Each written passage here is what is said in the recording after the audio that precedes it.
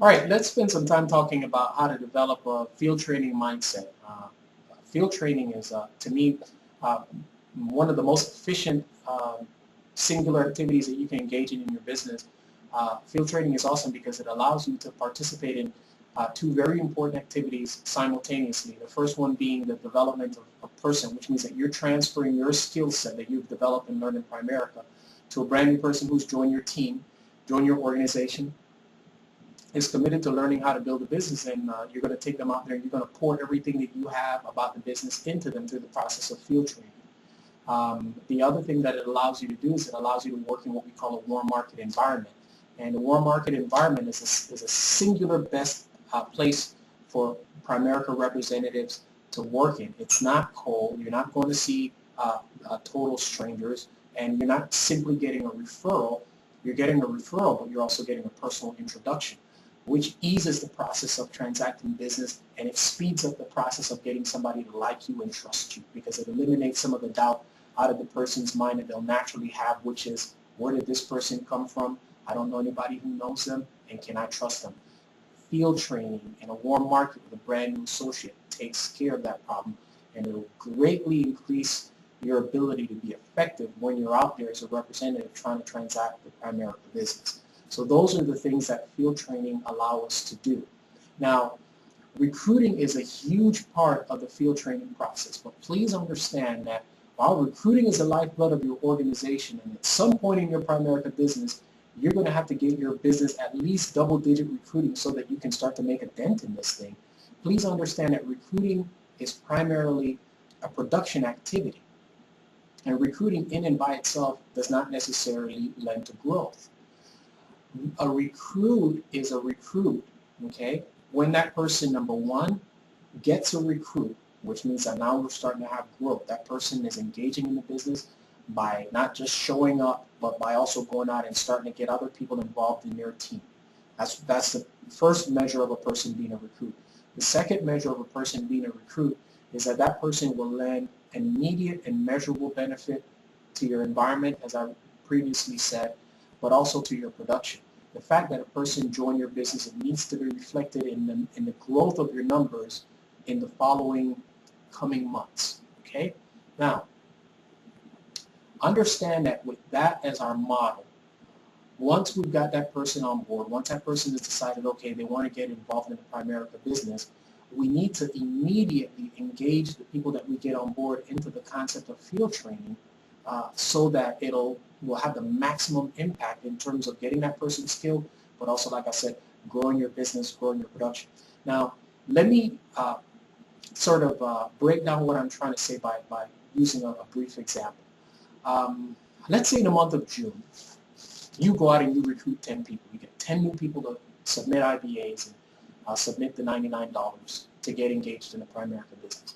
If July rolls around now, and I say to you, out of the 10 people that you recruited in June, how many of them have you started to field train? If your answer is either I don't know or one or two, then please understand that you really did not get 10 recruits in June. If number is one or two, you really got 2 recruits in June, because the measure of the recruit is that that person goes out and starts to execute and get involved in the business process to the point where I said it's immediate and it's measurable. And in order to make sure that that happens effectively, we have to know how to sell the idea and concept of field training to brand new people, but we also have to make sure that us personally, we're committed to not just getting a person to join us, but we're committed to making sure that we field train that person and we field train that person in their warm market. So let's first talk about how we sell the idea of field training. You got to understand that with most people, there's probably a natural resistance to getting involved in field training, because even if a person does not verbalize this is what they're thinking. If you start talking to them about filling out that top 25 list or top 50 list, whatever number you use, and you start talking to that person about going out on appointments, they know they're not licensed, so they know that they're not going to be able to have those people be their clients and make money. I mean, they will have known enough about the Primerica concept once they've been with us a few days to know that they don't get paid on those. Well, that person is thinking, why am I going to give up my market of, where I think I stand the best possibility of success to my field trainer? I'm going to I want to save that market for myself. That's a natural way of thinking. I had those thoughts when I got involved in Primerica early on until it was explained to me. So you can have that conversation with a person. A person, for example, it outright says, listen, I just feel like you want to use my market. I tell them point blank, yes, I do want to use your market because you're not able to use your market. And here's what I mean by that. I'll say to my brand new recruit, say his name is Bob.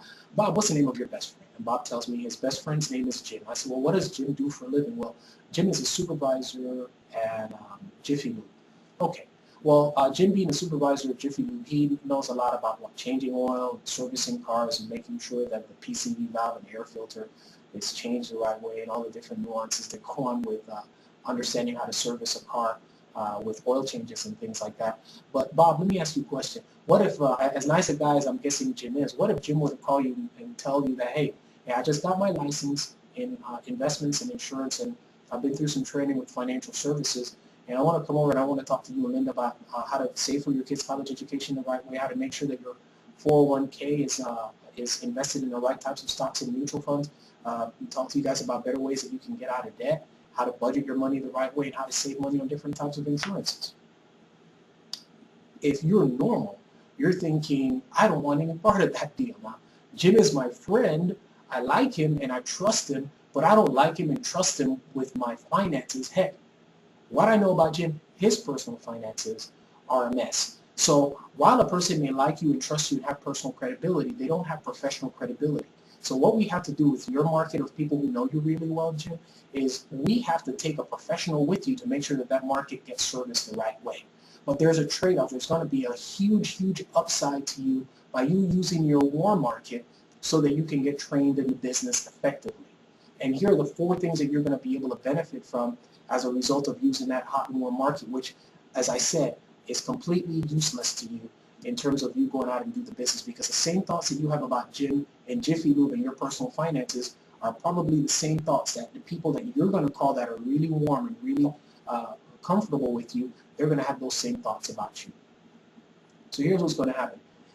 I'm going to show you how to get organized, how to set appointments, and when to set those appointments. And you and I are going to go out and do appointments. And when you and I go out and do appointments, you're going to sit there and you're going to watch me give a good presentation so that they understand what the Primerica business is all about, both from a business point of view and from a client who needs our solutions point of view. You're going to watch me get commitments, collect information, overcome concerns that they might have.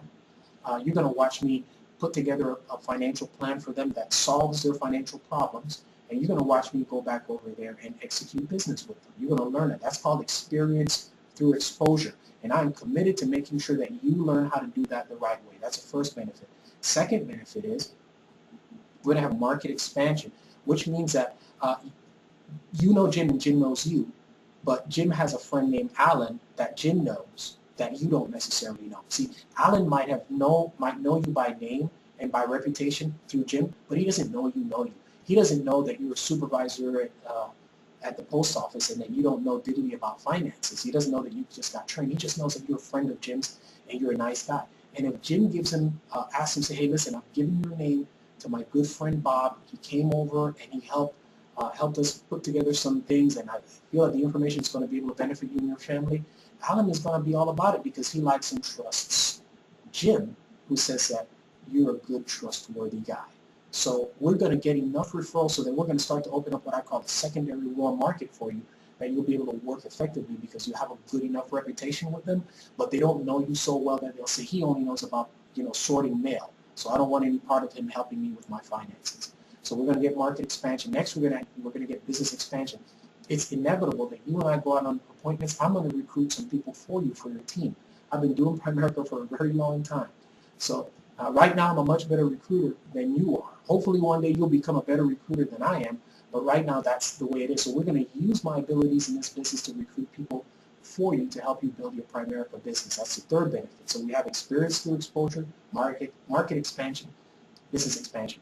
The fourth benefit to you field training is what I call the opportunity to get pre-promoted, which means that instead of getting licensed and coming out at a 25% contract, if you're really coachable and you follow the guidelines and do the things that we show you how to do over the next 6 to 8 weeks, we stand a good opportunity of getting either promoted to a senior representative position which is a 35% contract, or even better, a district leader contract, which is a 50% position with the company, so that now when you go out and you do that typical life insurance sale, the first day you get licensed, instead of getting paid $180 for that sale, now you have an opportunity to get paid double that if you're a district leader.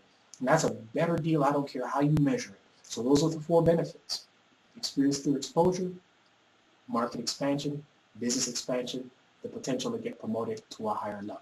And that's how I sell a brand new person on the idea or the concept of going out and doing field training when there's a little bit of natural resistance to the idea of using their market, what's going to be left for them. Other things like the fast track bonus, you can share that with them if you want to. I don't get into too much detail with that because I like to keep a person focused on the fundamentals that are going to take place as they participate in the concept of field training with the business. And that is how you sell the idea of field training and how you start to develop the concept and the mindset of building an organization that is truly focused on field training.